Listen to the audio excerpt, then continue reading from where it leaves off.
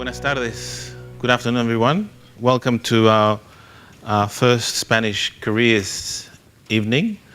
I'm Dr. Roberto Esposto. I'm a senior lecturer in Spanish and Latin American Studies, and I convene the Latin American Studies section of our program. So today we'll have a series of presentations of people who have found, really the story is of how Spanish has really opened up doors and windows and pathways for their careers, of course, but also in their lives. So you have to remember that a language stays with you, whether you practice it or not, it stays with you all your life. And it's a skill that you will continue to use, whether in Australia or anywhere else, that will help you to understand the world in a fuller and more diverse way. Just to give you an idea of the projections in the United States are that there are 50 million speakers of Spanish in the US, and that by 2050 it'll probably have more speakers of Spanish than Mexico. So the projections are astounding in terms of Spanish speaking. And since Australia has a strong relationship with certainly the United States and increasingly with Latin America, it's going to be a very important skill to have, linguistic skill to have, as we move ahead. So I just wanted to do a few slides just to guide what I'm going to tell you. What I want to tell you about is my passion for languages. So I basically just loved learning languages. I started off with French in high school, and then I discovered Spanish, and so I convinced the school to let me learn Spanish by correspondence at high school. I loved the people. I loved the different cultures. I had Latin American tutors while I was doing the correspondence classes, and I went on an exchange to Madrid.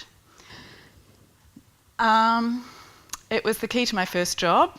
So I finished my degree, and there was a Universal Expo in Seville, and I got a job as a bartender at the New Zealand Pavilion for 6 months, so I was able to speak Spanish in my first job. And then I had to go to London because I didn't actually have the papers to work any longer in Spain. And I looked for a job in London, and I applied for a job as a television production assistant because they were looking for somebody who could speak Spanish. And I went to a really interesting interview where they talked to me about filming and post-production and cutting studios and production studios in Soho, London. And at the end they said, "What do you think?" And I said, "Well, honestly," I said, "I've never worked in television. I know nothing about television. I haven't understood a word you've said." And the guy said, "That's okay. I need somebody I can work with and somebody who can speak Spanish. I can teach you the rest." So that was my first job, which taught me a lot about organization, lots of different skills, about managing awkward situations. I worked between London and Spain. I went to Spain every month. And one of my jobs was to translate the scripts that we were writing for these television programs from Spanish into English so that people could approve them in London. And I loved the translation part. And I was like, actually, I'd love it. I could just spend all day translating. But to be a translator, you actually, if you want to focus on language as a career and be a translator or an interpreter, there's a lot more training that needs to go into it. So I went back to university and I trained as a technical and specialised translator at the University of Westminster. And my first job out of that was in Paris as a translator. And I translated 8 hours a day from French into English, incident reports on nuclear power stations for the Atomic Energy Commission. And after about 2 years of translating 8 hours a day, I was like, this is a little bit boring. I'm not sure that this is really my thing. So I went out, I resigned, and I said, I'm just going to go out and see what's out there. And the jobs that I had and the opportunities I got were amazing because I spoke languages. I got a job as the Environmental Health and Safety Programs Assistant for Mobile Africa and their headquarters was in Paris. Everybody in that office spoke French and English, and I got, special kudos because English was my first language. So that was sort of, they were like, okay, here's somebody who, if we have something written in English, she'll know exactly how it should be written. And that job actually exposed me to some really interesting issues about what it was like to work in Africa. I didn't actually go to Africa. I worked with Africans, and we were talking about health and safety. And I was like, wow, there were a lot of issues. We were the only mobile regional organisation that had fatalities every month. Every other region for Mobil, the oil company, they were like, zero deaths for 10 years, and we were having them every month because the truck drivers were driving terrible trucks on terrible roads. They weren't wearing their seatbelts, and I was like, this is interesting. Then I left that job and I got a job on a community project in Chile, again because I spoke languages. And I saw what it was like to work in a developing country. It was south of Chile, and it was a long time ago. And we were doing community work with the local communities, and I was doing the interpreting and some project management, and I really enjoyed that. And I came back to France with no money, and I got a job working for a corporate investment bank in IT security, because I spoke 3 languages, and it was an international bank, and they needed somebody to coordinate IT security officers around the world. But while I was there, I still had this hankering for this international development, community stuff, Africa. And so they had an employee association which raised money for water projects in Africa, and I got to go to visit a project in Niger in Africa. And you know what? That was what I wanted to do. And that kind of led me to my ultimate career, which was international development. So I retrained again. I did a master's in international development, and I worked for NGOs in Europe and then in Africa. And while I was in Africa, I also got to work with mining companies and saw the importance of community relations when a mining company is working in these underdeveloped countries. And that led me back here to the University of Queensland and the Sustainable Minerals Institute, which has the Centre for Social Responsibility in Mining. In my work, I have worked in alphabetical order: Australia, Botswana, Burkina Faso, Cameroon, Chile, Côte d'Ivoire, Equatorial Guinea, Liberia, France, Kenya, Mali, Niger, Peru, and Senegal. And obviously, speaking Spanish has been key to working in 3 of those countries. But it's been key for all my jobs, and it's key to me here in Australia, because I still go to these countries, and when I'm not going there, I'm talking on the phone in the middle of the night. So basically, I guess what I want to say is that, languages are important for any career. Speaking a foreign language may be the focus. That may be what you want to do through translation or interpreting. But it's more likely that knowing Spanish will be one of a variety of skills that you can offer, and it can definitely be the key to getting the interesting jobs. Good afternoon, everyone. I started speaking Spanish before I studied it formally, but when I was an exchange student in Costa Rica a lot of years ago. I won't go into exactly when. But then I had the fortunate, experience of becoming one of the first Spanish students here at UQ. Myself and Tina were in the first cohort of Spanish students to go through UQ when they introduced it. So I was actually studying journalism. Spanish was in the back of my mind as something I wanted to learn, and I did choose. I had some input into where I would go as an exchange student, and I remember choosing or eliminating at least all other possibilities except Central and South America. And there were a couple of reasons. One, which was similar to Sarah's. I was conscious as an Australian that coming up in '92 there was going to be a World Expo in Sevilla, which we had experienced the equivalent in Australia in 88 was it? And I also knew the Olympics were coming up. They were going to be in Barcelona, I think, in '96. So in the back of my mind, I was a year 11 student at school, and I was thinking, that's a language I could possibly travel with. I was desperate to get out of Australia. I don't know why, but I knew I wanted to travel, and I wasn't willing to sort of wait some years, and a group of exchange students came to my school and spoke to me, or spoke to our assembly, and they talked about, we got to go and sit with them in a lunch break and talk to them, and they talked about their year in Latin America, in South and Central American countries, and it sounded like a real party to me, I'll be honest, and it also sounded like the perfect opportunity to learn Spanish. And at that point I didn't speak any Spanish, but that didn't deter me. I was sort of adventurous enough that I thought, if these guys can come back fluent, well, so can I. And then, of course, that sort of was on hold. When I came back to Australia, I made many connections in the Latin American community and maintained my Spanish, and I was studying Spanish here through IML to try and keep that connection with it. But it was coincidentally, or fortuitously, however you want to put it, that when I was in my second year of my journalism degree, the Romance Languages department expanded to include Spanish. At that point they had French, and so I couldn't wait to start studying it. And I remember having a similar conversation, not with sort of a careers advisor about, well, what am I going to do with Spanish? I had a major in journalism and I ended up having a double major in Spanish. Tina and I went on to become the first 2 honours students in Spanish here at UQ, so we just couldn't give it up. We didn't want to leave, but we didn't know what we could do. And I remember talking to my honours supervisor at the time, and she said to me, well, you could go into diplomacy as well. That was put to me, and I went, thought of living in Canberra. No, couldn't consider that. And then there was teaching. But I was sort of realistic enough to know that, yes, I could do my dip ed, which I did, and I became an English-Spanish teacher within a year of having graduated from my other studies. But I was sensible enough to know that in that era, the number of schools in Queensland that offered Spanish were limited. There were about 3. They were few and far between, and I sort of thought, well, you know what? The only reason I'm becoming a teacher is because I'm passionate about Spanish. I want to do something with it. At that point, I'd sort of held off on travel.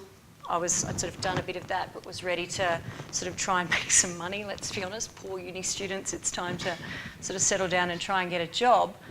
And I think Tina and I remember we used the word, we were talking about, well, we're going to go on and we're going to Hispanicize Queensland. It's not there yet, but we're going to do it. And so I was like, well, I'm going to start somewhere. I'm an English teacher by the nature of my journalism degree. I can get into a school as an English teacher, and then I will introduce Spanish. That was my cunning plan, and it worked. It worked very well. It didn't work. It worked within a couple of years. So I went and taught for a year at a school as an English teacher. I then got a transfer to the school where I was a student. Unfortunately, my reputation was a good one. So going there as a student, having done some prac there, I knew that was sort of a foot in the door. And within the space of a year of being there as an English teacher, they allowed me to introduce Spanish, where I then took it from grade 8 through to grade 12 over a period of years. It was kind of make it up as you go. Okay, we were pioneering in a way. There wasn't a lot of people who you could call on for support, but that was my goal, to sort of get Spanish out to more people. I was frustrated by the lack of understanding of how important it was as a language. And languages weren't my thing at school, they weren't my background, but through my experiences and travels, they became my passion, and I was determined to take that somewhere. And so I went off to Hispanicize Queensland, and Tina went off to become an air hostess for Qantas and flew the world. And had a very glamorous, far more entertaining years, which I'm sure you'll hear about, while I stayed at St Mary's for 15 years, smashing out Spanish students, many of whom then went on to become teachers who I now work with, and in fact are my boss. Yes. I was one of few places you could go at St Mary's to do your prac. Now there are a lot more opportunities. As a student who might be looking to be an educator in Spanish, you've got many more opportunities, many more places you can go.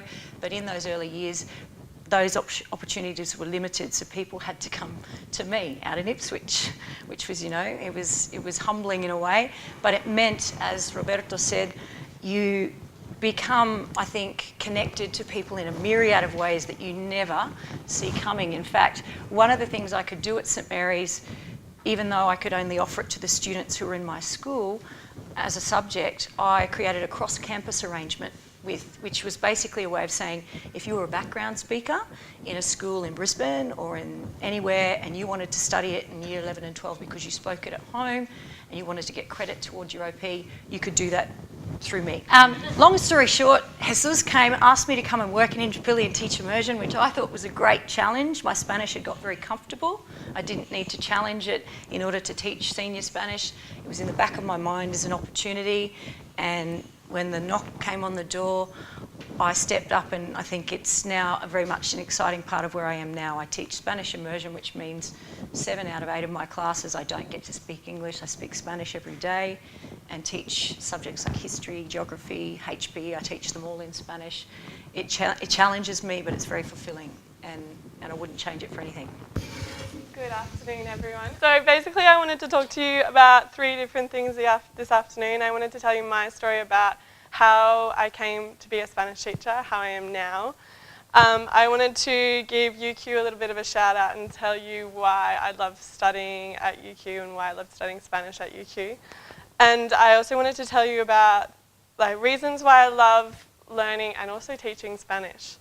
Alright, so I guess I'll start off telling you a little bit about my happy accident, which is how I came to be a Spanish teacher. So when I was in high school, when I was in primary school, I learnt Japanese and I loved studying Japanese as a language, and so I decided to continue learning French in high school. So I did French all the way up until senior, and I also decided to study it at university.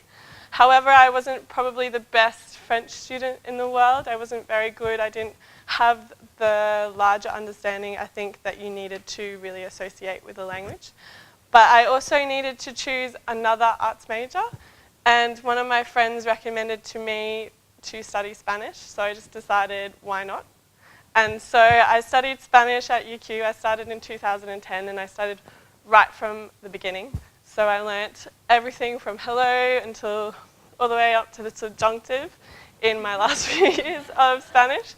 So I did 2 years of Spanish before I decided to follow my heart overseas and follow someone to live in Europe, where I kind of dawdled a little bit, but probably from there I found something that really probably changed my life a lot. I had the opportunity to be an au pair, a nanny in the south of Spain, with a family who spoke English, French and Spanish. And so I was a nanny for a 6-year-old, a 3-year-old and a 5-month-old, who are now much, much older than that. But I got to have an experience where I got to experience Spanish culture. I got to live with a family that spoke Spanish at home, but also French and English, and I got to share my language with a family, mostly my language with a family, and see how they got to learn as well. So it was probably my first experience of teaching another language as well. I then came back to Australia and I finished the rest of my arts degree as well as my science degree. And I decided in my last semester of university, because my younger sister decided to do exchange, that I was also going to do an exchange. So another happy accident that happened, because I decided, why not? And so I was all set, ready to go to Seville, but then the university in Seville told us that they weren't going to accept any of us because nobody was coming to Australia. So we got the choice of studying in Madrid or somewhere in South America, and so I chose to study in Madrid. So I did 5 months of exchange at a university called the Universidad Pontificia de Comillas, which is just outside Madrid. And I studied, I got to use a lot of my arts electives, so I studied things like Spanish art, so both classical and modern art, history. I learnt about Spanish film, and it was just kind of like a nice little neat ending to my Spanish degree. But it was also 5 months where I absolutely fell in love with Spain as a country, as a culture. I got to learn absolutely everything I could, and it was probably the link that really connected me most, even though I had finished all of my Spanish at UQ. It was the part that probably was really, honestly, the biggest introduction to my love of Spanish, even though that I had this amazing time at UQ as well. When I was in Madrid, I was actually walking, my aunt came to visit me, and she and I were walking down the street. And at the time, I was really focused on doing my honours in science, because I'd loved learning about zoology, and I loved animals. But at the time, I was really thinking about becoming a teacher because I was also teaching some other younger rascal Spanish boys in Madrid. And I decided that maybe I really wanted to do teaching, and I wanted to, at the time, teach science. And so I went on the next year doing a diploma of education in secondary, where at the start of the year I had my heart on set on teaching science. I thought to become a Spanish teacher you had to be a native speaker. I was given my prac, and so when you're a student of education you don't really know where your prac's going to be, you won't know which subject you're teaching, and I was given a high school up in the north of Brisbane, Marumba State Secondary College, where there are some girls here from today, and I was told that I was going to be teaching Spanish, which I was super, super nervous about. But I absolutely loved teaching Spanish. I also got to experience teaching some primary school Spanish as well. And then at the end of my prac, I was offered a job, which I now work in now. So I now teach Spanish to grade 5, grade 6, and grade 7. So I teach at 2 different primary schools and a high school. I absolutely love teaching Spanish. I think it's something that I'm really passionate about sharing. It's also a very fun subject to teach. You get to use games and songs, and you get to, I guess, share that ability to open up the world to other students, even if they're a little bit too young to understand. I guess I'll move on to talking about things that I loved about UQ. So when I studied Spanish at UQ, it was to me a little bit of a hobby subject, a subject I did because I loved learning it, rather than seeing it as something that I'd be able to use for my career. Probably the best thing I found about studying Spanish at UQ, as well as studying Spanish as a teaching subject at UQ, was the community. So the students that I had in my class that I shared Spanish with, the teachers that I had were really engaging, inspiring, really lovely, and I guess it was probably the biggest thing. And I guess even when I went over on exchange, it was that kind of community that you had with Spanish that I found that you don't always get to have in many of your other subjects at UQ, or at university, I mean. So the things I love about teaching and learning Spanish, I guess, is I think it's not just restricted to Spanish, but about languages, that they open up doors and they break down barriers and boundaries, and so you get to experience different cultures. You gain understanding of history and music and art and everything, and something that you wouldn't normally be able to do if you didn't have that experience with the language. I think it also makes that, so as I was talking about my Spanish classes, you create connections and friendships and communities through language. I think for example, my neighbours are Spanish, and it's something that we share. So last night I was over at their house eating tortilla española, and it was something that they love doing because they know that I love Spanish and it's special to them as well as to me. And I think probably one of the most important things that I try to share with my students is that Spanish gives you another identity. So it gives you kind of like an alter ego, but an identity that is slightly different to your own, as at the same time encompassing your own. So I think when you learn a different language, you have the ability to be more empathetic to others. You understand and appreciate difference. And I think as a person, it really makes you grow learning a different language, especially Spanish, which is such a language that is widely spoken. So today I wanted to touch on 2 things. I'm really interested in talking to you about the value of Spanish for your own employability, and also the fact that Spanish can give you that extra edge in a CV that other things can't potentially give. But I wanted to start by giving you a bit of a background about who I am and where I came from. So I currently work at UQ, have for the last 3 years, but I actually started at UQ as an undergraduate student doing a Bachelor of Arts in International Relations and Spanish. And the first job I got out of university was with the Department of Education in Canberra. I quite like Canberra, actually. And after that, I moved overseas pretty quickly and I lived for about 8 years in Asia, Africa, and the United States. Did a Master's of Educational Leadership online while I was travelling, and then decided I wanted to come home. So that's how I ended up back at UQ. Can I just ask, I love going overseas. How many of you have been overseas in the audience? Okay, so a lot of you have already been overseas, which is fantastic. So how many of you already speak a language, any language? Oh, fantastic. Gosh, we've got a great audience here. a lot of talent already in the room.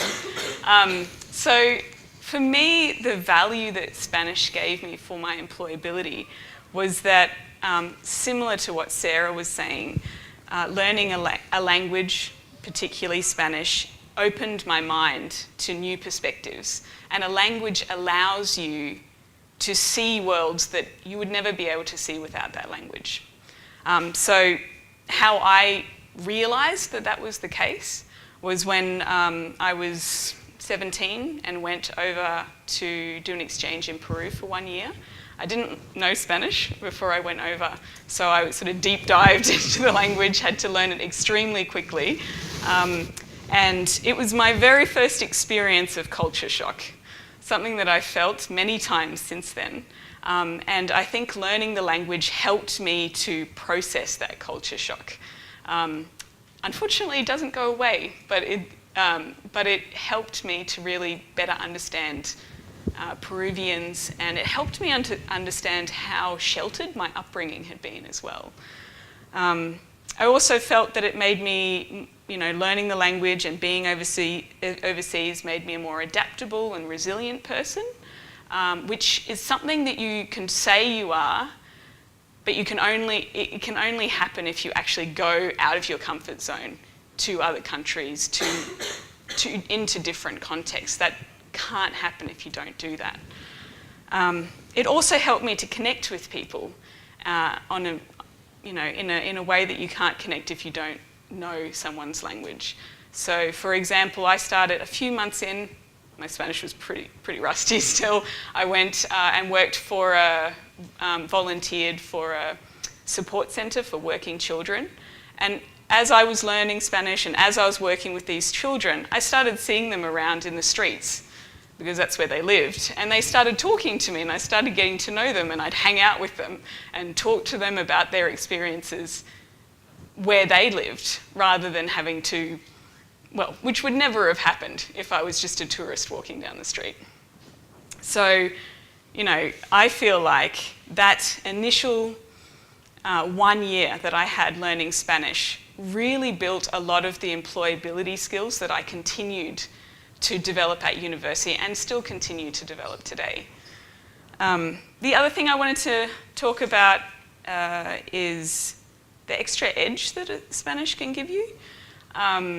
So this is more focused on my university experience. I studied Spanish and I as I said, did it with international relations. And in my third year of university, I applied for an international internship to work in Washington, DC for a Hispanic congresswoman. And I couldn't remember the application, so I actually looked up my application last night and I read what I'd written back then. And I wrote, I'm learning Spanish at UQ and I want to get the opportunity to, use my language skills and also my knowledge of US politics. And I want to do that with you, Loretta Sanchez. And I got the position.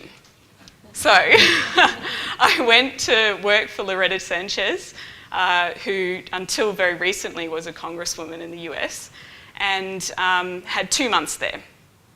Fast forward 5 years, I applied for a job at the embassy in Washington, DC to work as a policy officer. And after I got the job, one of the things they told me was, if you hadn't have had that internship that you had in Congress when you were at university, you wouldn't have gotten that job. So to me, having Spanish gave me that extra edge. Having a language gives you an extra edge, to be honest. And while those, it was really a launching pad. Having Spanish and international relations really helped me in my career. And as I mentioned before, I ended up working all over the place, all over many countries, doing education, policy, and project management work. So that's all I wanted to say. Firstly, thank you very much for the opportunity for coming here today and presenting, but also to be able to hear everybody else's stories. It's amazing and very inspiring. So I'd like to tell you a bit today about my experience with Spanish and how that has shaped me personally and professionally. So as Jacinta mentioned, I started studying Spanish here at the university here at the University of Queensland when it was first offered in 1992. Prior to that, my passion for language and culture had been ignited at high school, where I studied German all through school, and I also studied it in my first year at uni. I actually enrolled in a Bachelor of Arts and Law, thinking that I would do a double degree and that I was going to be an international lawyer. And I thought, what better than choosing another language as part of my arts degree? So I chose Spanish, being something that just sounded interesting. And as other people have mentioned as well, I just fell in love with the language from the word go. From the classes, my teacher, Cristina, I still remember our very first day. She was very engaging. We had no English, and I walked out of that class just feeling really excited and passionate about Spanish. As time went on, I developed a keen interest in the culture, the language, everything. I started doing Latin dancing, which I did for 9 years. And yes, it kind of all went from there. I ended up leaving the law degree to focus on my passion, which was Spanish. And I ended up doing a double major in Spanish. And then, as Jacinta mentioned, I continued to do an honours year, and we were the first graduates from that program. And so throughout my Spanish studies here at uni, I had the pleasure of studying so many different areas: language, literature, film, so many elements of the culture which just intrigued me. So my interest and passion for the diverse cultures of Spain and Latin America that I had discovered led me to trying to take advantage of every opportunity I could to practice the language through movies, through music, through dance, as I said.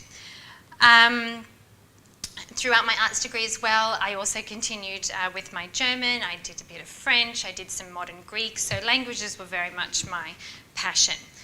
As Jacinta mentioned as well, I was unsure where that was actually going to take me, and I decided to do a postgrad, a dip-ed in education, with Spanish and ESL being my main areas.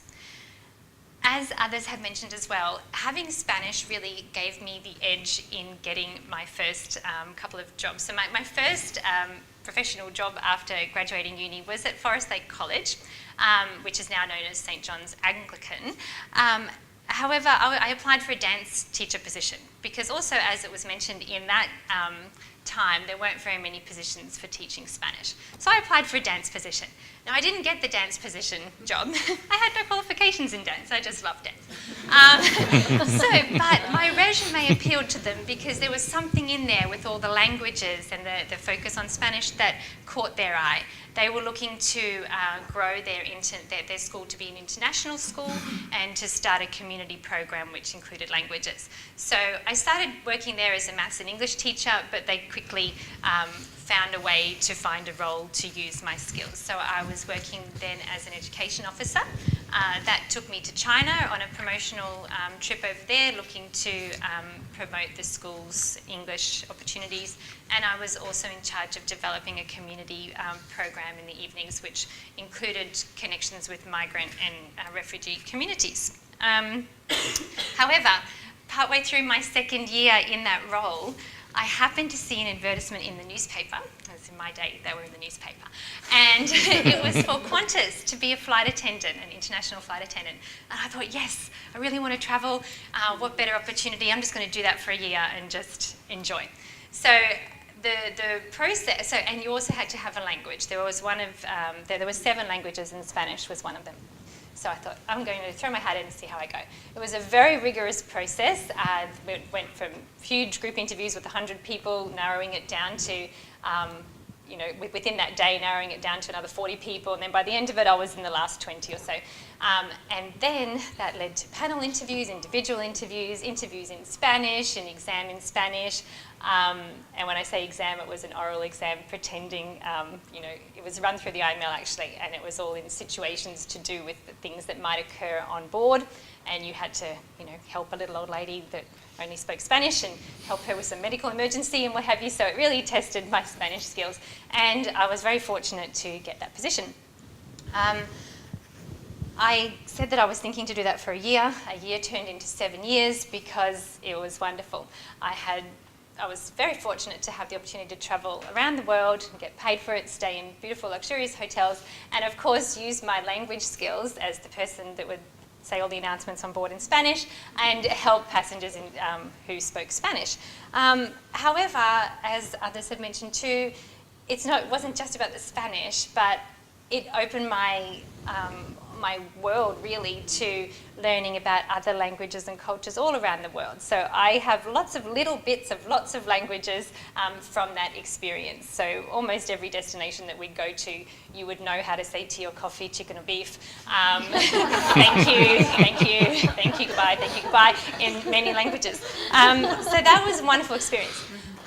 However, my focus then changed because I had 3 young children, and I decided I wanted to do something that wasn't going to be taking me away as much. So I went back into my teaching, although I had continued that during my flying years, whenever I would have my long breaks. Oh, I forgot to mention too, sorry, that 7 months into my 7 years, there was the opportunity to apply for first class. So I ended up being a first class long-haul flight attendant, and I got to serve many celebrities, and that was also very exciting. Hugh Jackman, Kelly Rowland, just to name a few. There's stories there. Yes, I can't remember what Hugh chose, but there were a few more options in first class. So then I went back to teaching, and I actually worked at Griffith University teaching ESL to their international students, and I believe that having Spanish as well as my background in other languages was also something that was key to getting that role, and there were many students that I taught who were from Latin America, so that was really wonderful because it's not just about your profession but all those personal connections that you have along the way. So that was a great position. That then led to working at John Paul College, where I currently am now. I worked there in the primary school for 6 years teaching Spanish. So that was my first time working in that setting. And it was very exciting. It was creative. I had a great time. It was like, I think Sarah mentioned, that you can be very creative. You can share your passion for the culture, the language, everything, the whole package, and try to inspire in the children a passion for that as well. However, after 6 years, I felt I was ready for a change, and I was very lucky to have the opportunity to work at Indooroopilly, where Jacinta works now, and as she mentioned, Jesus, to work in their immersion program. So I was teaching maths in Spanish, and teaching Spanish, and some of my students are here. So that was, as Jacinta said as well, a very challenging role, and I think I really needed that for my Spanish as well. I'm very lucky that my husband is Salvadorian, so Spanish is very much part of my everyday life, but you kind of sometimes want to take it that extra level and get into a different level of language. So that was a great experience. This year I decided to return to John Paul College, and I'm now working in their secondary school program. So I teach from 7 to 12, including the IB program. So that's also been really interesting. So I'm involved in the design and delivery of really exciting and engaging lessons, and again trying to share that passion for language and culture. I'd probably like to finish by just saying how Spanish has shaped me not only in my career but as a person. I feel very enriched by the cultural experiences that I've had through travel, and my intercultural awareness I think is a very strong point. A colleague at work, when I was talking about coming here today, we were having this discussion about how having a second language really does, and I think someone else mentioned this as well, give you a new dimension to yourself, a new perspective on life, and it gives you a commonality with other people who are learning your language. It helps you to connect with people from all around the world and prepares you to be a global citizen, which is what we really need to be thinking about. So I wish you all the best if you are planning to learn Spanish. I'm going to start back in my high school days. I always knew I wanted to be an engineer. I was quite good at maths and I enjoyed maths and sciences, but it always annoyed me when people referred to engineers as cultural heathens. And unfortunately, sometimes we still see that attitude displayed to people who have a technical bent as well. So throughout my high school, I was determined to take languages. I was interested in potentially travelling overseas. So I chose French and German to study at my high school days. Now, little did I know that I'd end up working in Spanish. When I finished my higher school certificate, which was what there was in Victoria at the time, I was lucky enough to win a scholarship to go over to Germany as an exchange student. So I actually spent 5 months living with a German family and actually going to school. So what do? When you finish school? You go back to school in another country. And that was my first experience of being immersed in another culture and another language. And for a young 18-year-old, it was quite an experience. You do go through the cultural shock, you do struggle with the language, and yet you have to embrace new foreign experiences. It can be very, very enriching.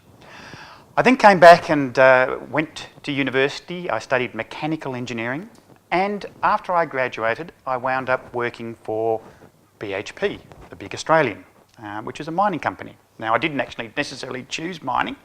I had a friend who was working for them on heavy haulage railways, and he rang me up one day and he said, "Peter, they're looking for somebody to work on mining related problems." And I said, "Well, that sounds interesting."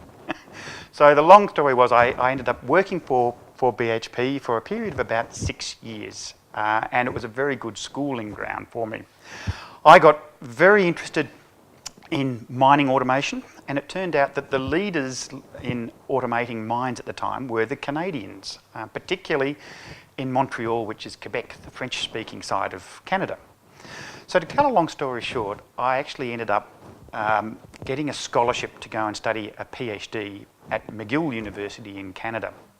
And McGill is located in Montreal. Montreal is a bilingual city.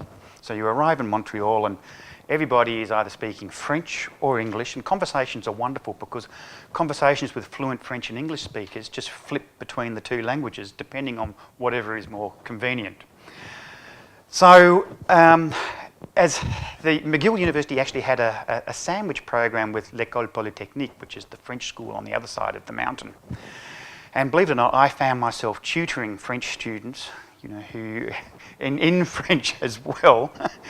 And I even ended up doing a research project in the north of Quebec in Val d'Or, where I, as a token Australian, ended up having to do all the translation between French Canadians and English Canadians. So you end up in very bizarre situations doing these things.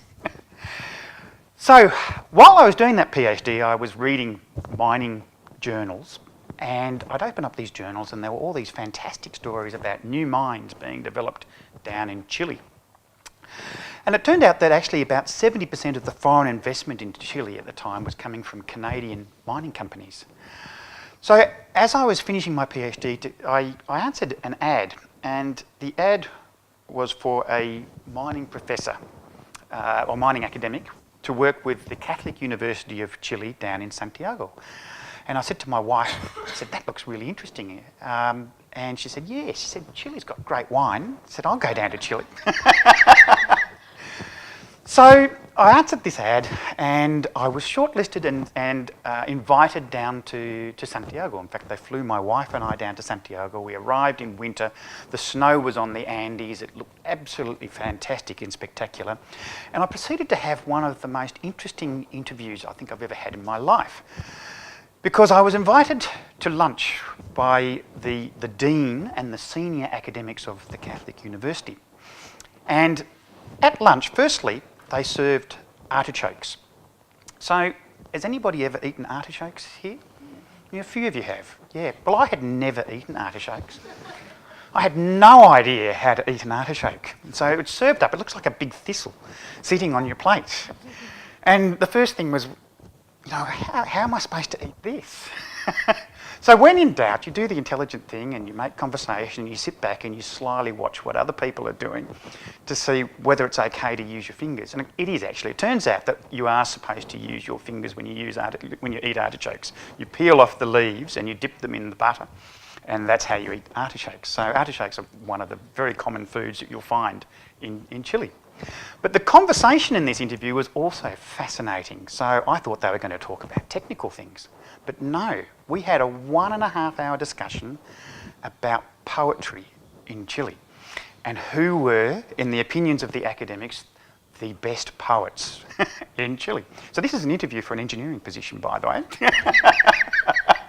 And I thought, this is really fascinating. These people are very, very highly cultured, because what was going on was a debate which was really on the nuances on poetry, and I was struggling really to keep up in this conversation. Anyway, I was offered the job and accepted it, and my wife and I moved down to Chile.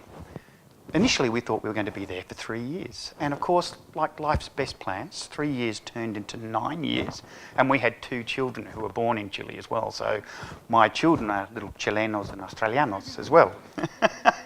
In the course of that, I've had the opportunity to travel quite extensively to other parts of Latin America. So I've actually worked in Argentina and Peru, Ecuador and Colombia. We've also visited Brazil sometimes as tourists. So it was a wonderful opportunity to meet different cultures and experience different cultures. I should have mentioned, because I went down to Chile without language, the university gave me 1 semester to actually get my Spanish up to skill. And so I hired a private teacher, and I had 3 lessons a week. And following that, I then started teaching. And my students were extremely patient with me. So for the first couple of years, I'd say, I asked them to correct me. So they would actually help me in the class and correct me. And I kept a little register of words I didn't understand, because I was teaching mining engineering. So I'd write these words down, and mining engineering words. And after a while, I had about 40 pages of words. Then it turned out that we actually signed an exchange agreement with one of the Canadian universities. So we saw Canadian students coming down to Chile, and our Chilean students went back up to Canada. And it became known that I had this dictionary for mining terms. So all these students would start coming in and saying, Professor Knights, I hear you've got a dictionary. Can we borrow that, please? So eventually I published it as a dictionary of mining terms. So if you go to Chile, one of the actual dictionaries of mining terms is actually resulted from me learning Chilean mining terms. And the challenge is, of course, I found that if you go to every Latin American country has different vocabulary. So it's all different in Peru, and it's different again in Colombia as well. It's one of the challenges of working over there. Chile produces about 40% of all of the world's copper. They are massive big mines. There are good prospects for mining going forwards, because as we move into an environment where we're using more electric vehicles, for example, what do electric vehicles need? Lots of copper motors, okay? So we're going to need more copper going into the future as we move into a more renewable environment.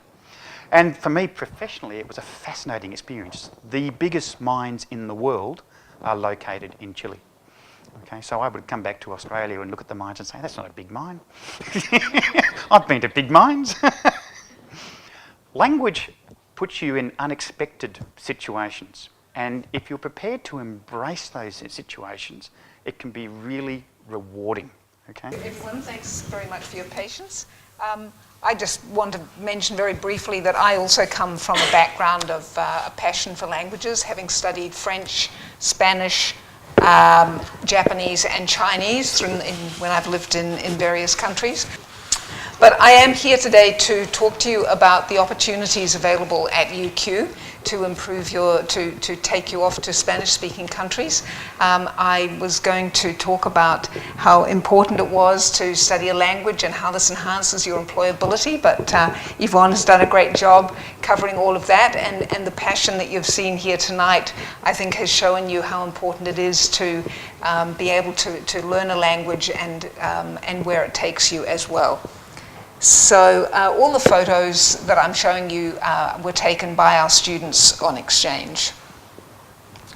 So first of all, UQ's in 2016, we sent almost 1,000 students throughout the world on a global experience, either on a semester-based exchange or a short-term experience. So about 650 students on exchange and 300 on a short-term opportunity. So the exchange students to Spanish-speaking destinations, we sent about 30 students. We send about 30 students a year, 12 to Latin America, and I'll go into the countries in a minute, and 15 to 17 into Spain. We also have short-term programs, so that started in the last 3 years, and increasingly we're finding the opportunities to both Spain and Latin America very popular. Okay, so the student exchange program. So the idea, for those of you who are not familiar with this program, the idea is that you can study for a semester or two at one of our exchange partners and pay no tuition fees to the university. You continue to pay your HECS to UQ. And then you take courses that are related to your degree and transfer your credit at the end of your exchange program. And you remain enrolled at UQ while you're on exchange, and this means that if you are entitled to collect Centrelink, for example, you can continue to do so while you're overseas. So the earliest participation in an exchange would be your 4th semester at UQ. So we've got 10 partners in Spanish-speaking countries, and it really depends on the level of your Spanish and sort of, I guess, your expectations, or what else you want to study. If you're studying, say, for example, engineering in addition to Spanish, or perhaps business, then that may also direct you to one country or another. So we do have an agreement with Pontificia Universidad Católica de Chile. You can study pretty much any level there, but students need to be aware that those language courses are outside of our degree, outside of our agreement. So that means that you actually have to pay for the Spanish language programs, but you can study in Spanish if you have a high proficiency of Spanish language. We have a partner in Colombia, again, intermediate or advanced only, because you are expected to study in Spanish with the Colombian students. Mexico, they have a very wide range of well-structured Spanish language programs, so you could go there and study just Spanish for a semester. So the Tecnológico de Monterrey, they have campuses throughout Mexico, so there's a lot of choice there. And then we have one university in Puebla. We have one partner in Peru, again, for students who have very strong Spanish language proficiency and can study with students, with the local students. And in Spain, we have quite a range depending on where you want to go. So the exchange, so you don't pay any tuition to the universities when you go on exchange, but you are expected to cover all of the other costs like flights, etc. We estimate it costs about $12,000 to $15,000 a semester, and students tell us that that is a pretty realistic cost. We do have quite a lot of funding available for exchange, so we have both $3,000 and $1,000 scholarships that are available on merit. There's also an OS Help Loan, which is a government loan scheme that you can borrow funding and put it on your HECS debt. And there's a Spanish language travel scholarship, which is available through the School of Languages and Cultures. So if you feel that an exchange is not for you, or perhaps you want to dip your water into an international experience just for a short period before you go on exchange, it's a good idea to check out the short-term international experiences. So we have over 75 programs to choose from, both in July and also at the end of the year, December through February. So you can do these things for credit or not for credit. Obviously, if you're doing it not for credit, then you can't add this to your degree. So non-academic or not-for-credit opportunities include internships and also community-based learning. So you can find volunteering opportunities, for example, in Latin America. We, of course, have eligibility that you need to meet, but students can't. The eligibility for a short term is less than going for a whole semester, and also you can go on a short-term experience much sooner than you can an exchange. So you can go after your second semester. Okay, so Latin America is a very popular place to go for short-term experiences. Obviously, you can do intensive Spanish. There's history, biodiversity in Peru. There's a number of law courses you could take, and to a range of places: Chile, Costa Rica, Mexico, Argentina, and Peru. Spain, business is actually very popular through the short-term programs, intensive Spanish and a range of humanities. We have travel grants and OS help loans for students receiving credit for their studies, their short-term studies. And if you're going not for credit, so say in a volunteering capacity, then you can apply for the UQ Employability Grant, which is up to $1,000. I also wanted to talk very briefly about the Latin American Internship Program. This is a great opportunity for students who want to stay in Australia but have a Spanish experience, and this is managed through a different office in the broader centre that our office is in. So this internship program has been operating since 2013, and I just wanted to briefly mention how this program came about. So every year UQ, the Global Engagement, puts on a Latin American colloquium, thank you. And at one of their very first colloquiums, they had a panel of mainly ambassadors from the range of Latin American countries represented in Canberra. And one of the speakers happened to be one of our students who had recently returned from exchange. And then all of a sudden, our student stood up and she said in Spanish, "Who here is from Chile?" And the whole audience just erupted, because there must have been a lot of people in the audience from Chile.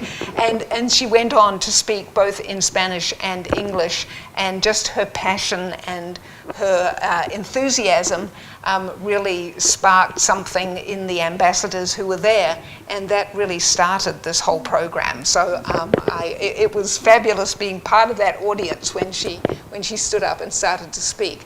So this is an opportunity that is available both in the July breaks and at the end of the year with 6 different Latin American embassies.